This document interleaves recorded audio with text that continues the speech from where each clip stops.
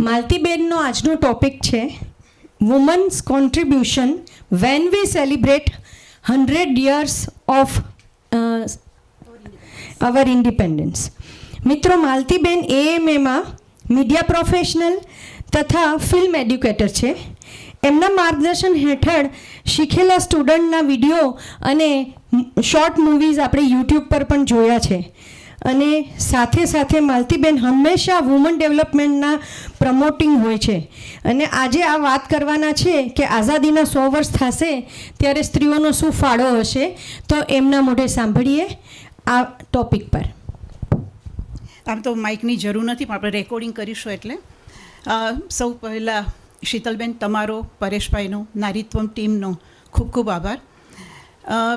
Talk show આપણે એમને તો ઘણી બધી વાતો કરતા હોઈએ છીએ, પરંતુ વિષયને અનુરૂપ આજે આપણે બધા વાત કરવાના છે, સાંભળવાના છે એકબીજાને. અને મેં આ વિષય એટલા માટે પસંદ કર્યો કે આજે જે પરિસ્થિતિ છે, બહેનોનું સ્ટેટસ છે સમાજમાં, એના વિશે આપણે ઘણી બધી રીતે વાકેફ છીએ અને જાણીએ છીએ કે દરેક ક્ષેત્રમાં મહિલાઓએ પુષ્કળ કામ કર્યું છે. હમણાં જેમ જૈનિલભાઈએ કહ્યું કે દરેક કોઈ પણ સફળ પુરુષની પાછળ જ નહીં, પરંતુ સાથે ને સાથે જ એ પત્નીનો કે સ્ત્રીનો કે મહિલાનો as a mother, as a daughter, as a wife, એનો જે ફાળો હોય છે એ આપણે અવગણી ન શકીએ કે એને નકારી ન શકીએ. મારે જે વાત કરવી છે, હવે પછીના 25 વર્ષ કે 24 વર્ષમાં મહિલાઓએ શું કરવાની જરૂર છે જુદા જુદા ક્ષેત્રમાં, કે જેને કારણે 100 વર્ષના જ્યારે આપણે આઝાદીના પૂરા કરીએ ત્યારે ગૌરવભેર આપણે કહી શકીએ કે આ દેશના વિકાસમાં મારી વસ્તી 50% છે તો મારો 50% ફાળો પણ છે. કદાચ 50%થી વધારે પણ હોઈ શકે. તો એને અનુરૂપ મેં થોડાક આંકડાઓ પણ રાખ્યા છે મારી પાસે, અને આપણે લગભગ 5-1 મિનિટ 10 મિનિટ વાત કરીશું અલગ અલગ ક્ષેત્રોમાં. સૌથી પહેલું મેં ક્ષેત્ર સિલેક્ટ કર્યું છે એજ્યુકેશન, બીજું છે હેલ્થ, ત્રીજું છે ઇકોનોમી, 4th ઇઝ પોલિટિક્સ, 5મું છે મીડિયા. અને આ બધાનું એમાં આપણે વ્યક્તિ તરીકે, મહિલા તરીકે શું કરી શકીએ કે જેને કારણે આપણા દેશ અને સમાજમાં કંઈક પરિવર્તન લાવી શકીએ, જે છે એને સસ્ટેન કરી શકીએ. એન્વાયરમેન્ટમાં આપણે શું કામ કરી શકીએ, કારણ કે આપણી પાસે ખૂબ શક્તિઓ છે. તો એને માટે સૌથી પહેલી જરૂર છે આપણે શિક્ષણની. અને આપણે જાણીએ છીએ કે શિક્ષિત એક મહિલા એ માત્ર પોતે જ નહીં, પોતાના કુટુંબને, પોતાના સમાજને, દેશને ખૂબ આગળ લાવવા મદદરૂપ થાય છે. અને એને કારણે સરકારે જ્યારે રાઇટ ટુ એજ્યુકેશન, એની જે પ્રાથમિક શિક્ષણ ફરજિયાત કર્યું, એનો પછી બેટી બચાવો બેટી પઢાઓનું જે આખું અભિયાન ચાલે છે, એને કારણે આજે જે શાળા ઉત્સવ થઈ રહ્યા છે, શાળા પ્રવેશ ઉત્સવ, એને કારણે અનેક દીકરીઓ ભણતી થઈ છે. આપણે જે રિઝલ્ટ્સ જોઈએ છીએ પરીક્ષાના, આપણી પાસે તો અહીંયા શિક્ષણશાસ્ત્રીઓ પણ બેઠા છે, એમાં મહિલાઓ હંમેશા, દીકરીઓએ ખૂબ સરસ નામ પોતાની કારકિર્દી બનાવી છે, પરંતુ થોડા વર્ષો પછી કદાચ એ પોતાના ગૃહ કાર્યમાં કે પોતાના કુટુંબ જીવનમાં ગોઠવાઈ જાય છે, અને કદાચ એ જેટલું પોતે કોન્ટ્રીબ્યુટ કરવા માગે છે દેશ માટે એટલું નથી કરી શકતી. આપણે ઘણા જુદા જુદા વિષયો પર વાત થવાની છે, અને એમાં એ પણ પ્રોફેશનલ બહેનો કે જે ઘર અને પોતાનું કુટુંબ જીવન સંભાળે છે, એનું પણ કોન્ટ્રીબ્યુશન કદાચ નોંધાયું નથી. એવા પણ આંકડા છે કે એ અસંગઠિત અથવા તો જેની નોંધ નથી લેવાય એવી અનપેઇડ વિમેન, એનો કેટલો મોટો આપણી ઇકોનોમીમાં ફાળો છે.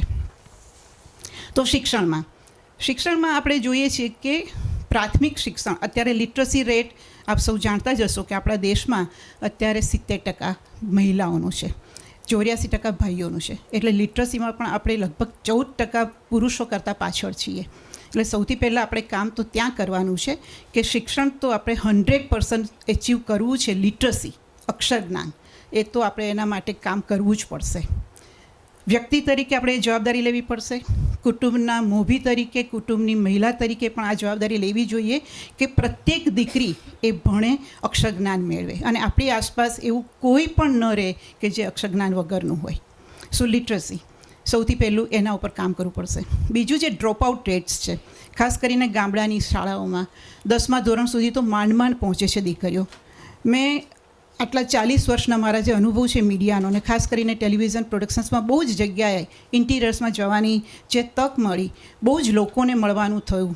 અને ત્યારે ખાસ કરીને મેં 1991માં એક ગર્લ ચાઇલ્ડ ઉપરની ડોક્યુમેન્ટરી કરેલી, ત્યારે આદિવાસી વિસ્તારમાં, ગામડાઓમાં, શહેરી વિસ્તારમાં પણ જે સ્લમ્સ છે ત્યાં બધે જવાની તક મળી.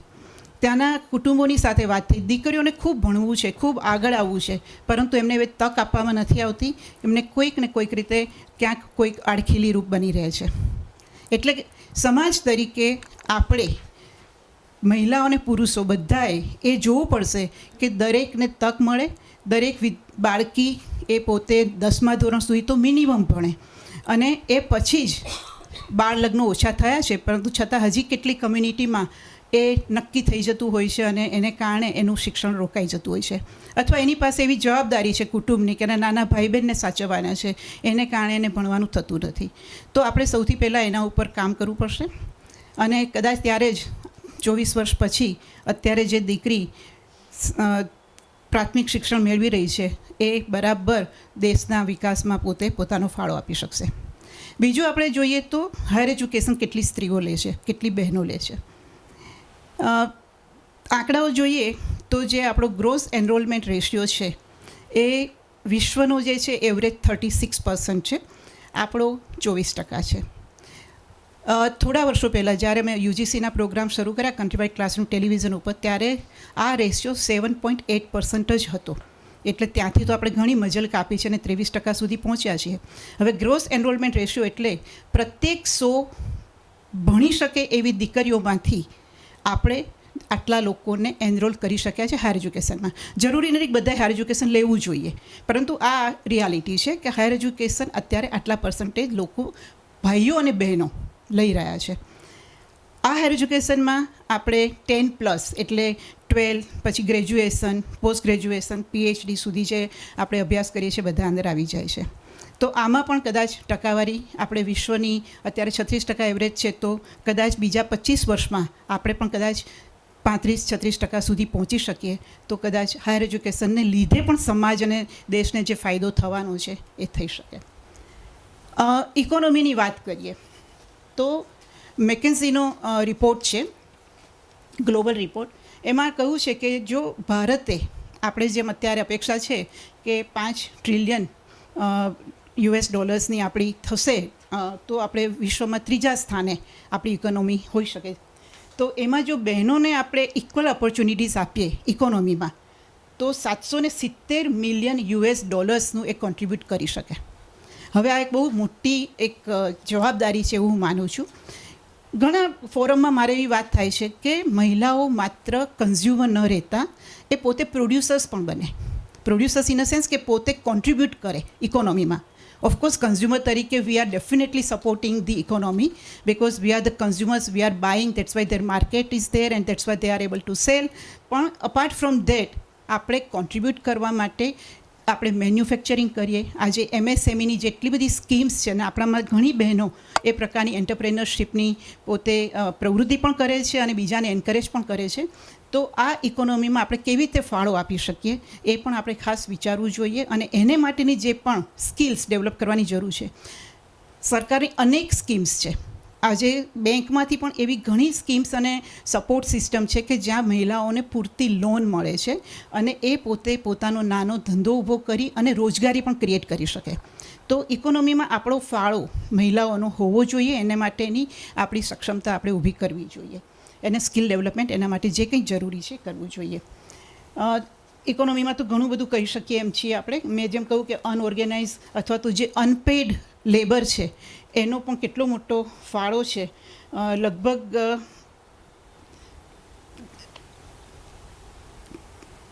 જીડીપી જો એનું અનપેડ છે તો 7.5% એનું કોન્ટ્રીબ્યુશન છે. અનપેડ એટલે કે જે આપણા ઘરે કામ કરે છે અથવા તો જેની નોંધણી નથી લેવાય એવી અનઓર્ગેનાઇઝ સેક્ટરમાં જે બહેનો કામ કરે છે, એટલે 22.7 લાખ કરોડ એ એનું કોન્ટ્રીબ્યુશન છે અત્યારે આજના દિવસે.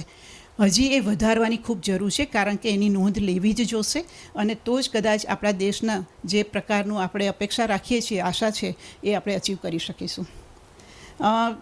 એ ઉપરાંત બોર્ડ રૂમની અંદર ખાસ કરીને આપણે જોઈએ છીએ કે મહિલાઓ ચોક્કસ લેવલ સુધી પહોંચે છે પછી ગ્લાસ સીલિંગ નડે છે કે એનેથી ઉપર એને જવા દેવા નથી આવતી. એ ડિરેક્ટર નથી બની શકતી અથવા તો MD નથી બની શકતી, CEO નથી બની શકતી.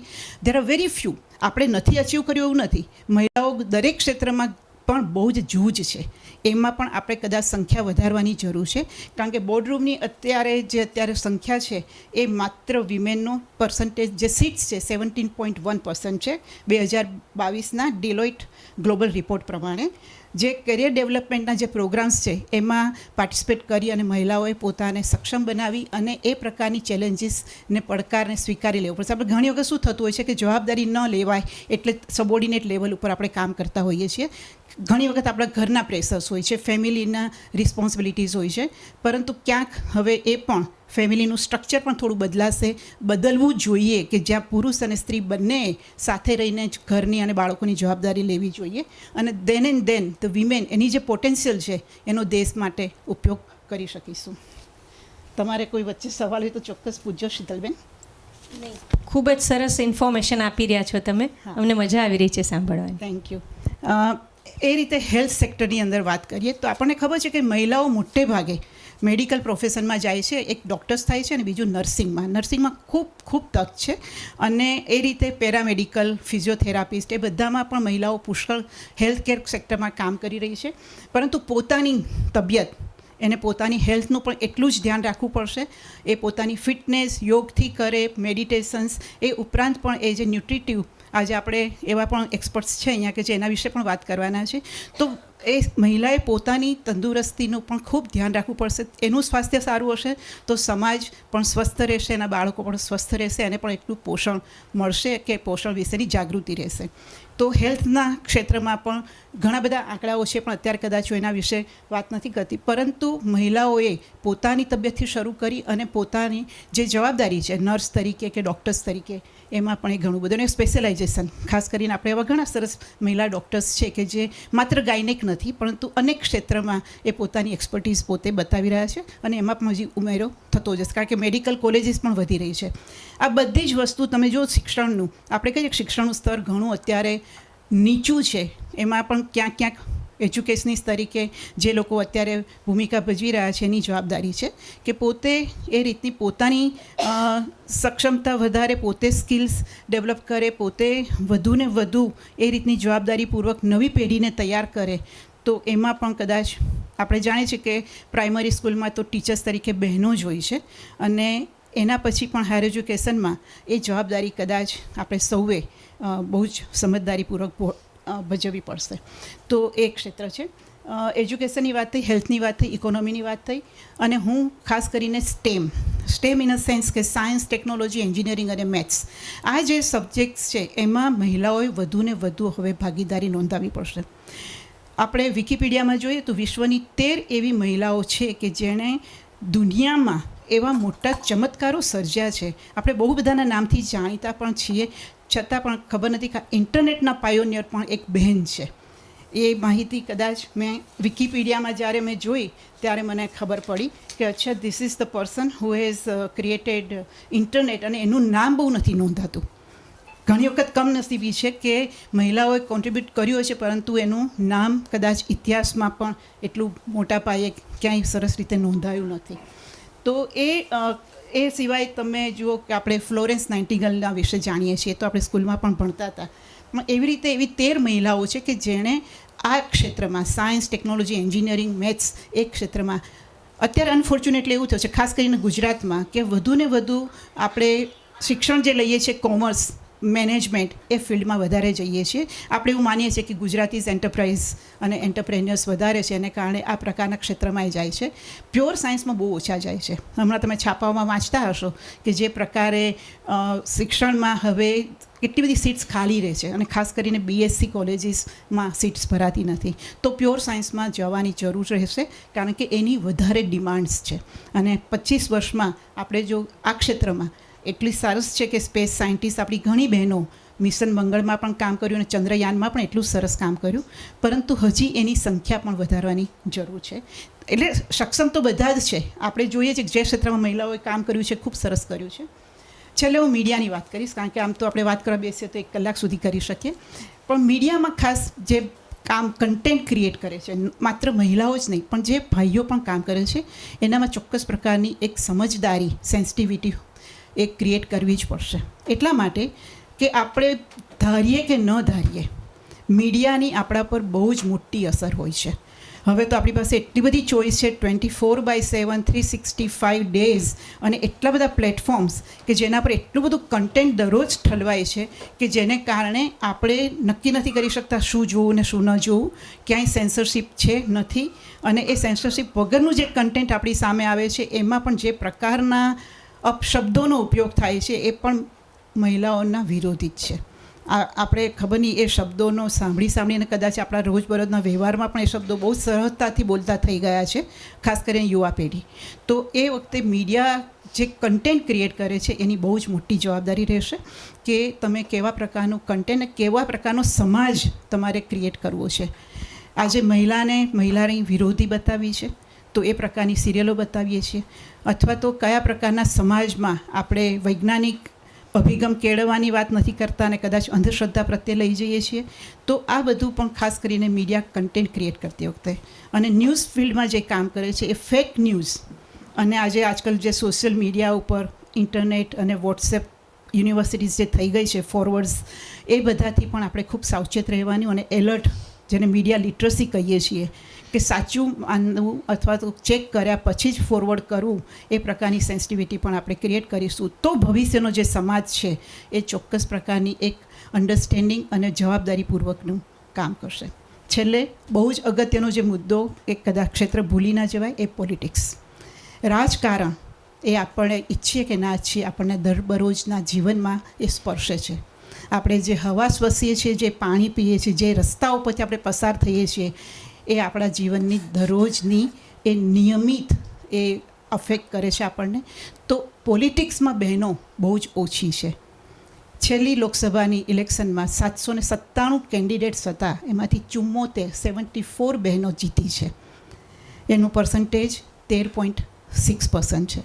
એટલે કે પોલિટિક્સમાં પંચાયતથી પાર્લામેન્ટ, હવે તો બિલ આવી ગયું છે કે પંચાયતથી મ્યુનિસિપલ કોર્પોરેશન સુધી 33% હતું, હવે વિધાનસભા અને પાર્લામેન્ટમાં પણ એ 33% રિઝર્વેશન આવશે. તો ચોક્કસ મહિલાઓએ પોલિટિક્સમાં જવા માટેની તૈયારી, ખાસ કરીને લીડરશિપ ક્વોલિટી, એ પણ ડેવલપ કરવાની જરૂર રહેશે.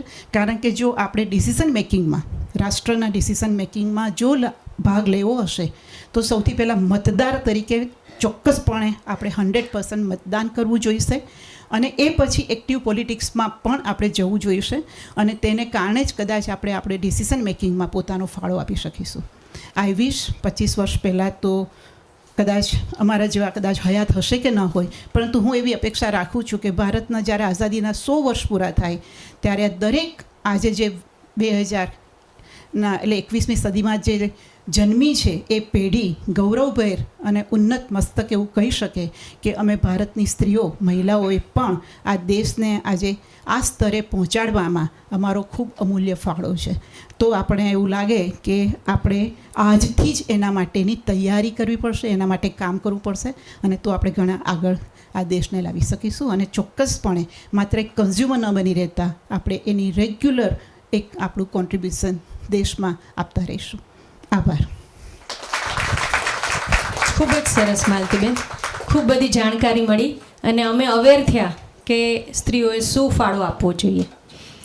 ચોક્કસ બધી સ્ત્રીઓ જરૂરથી ટ્રાય કરશે. Thank you Maltiben.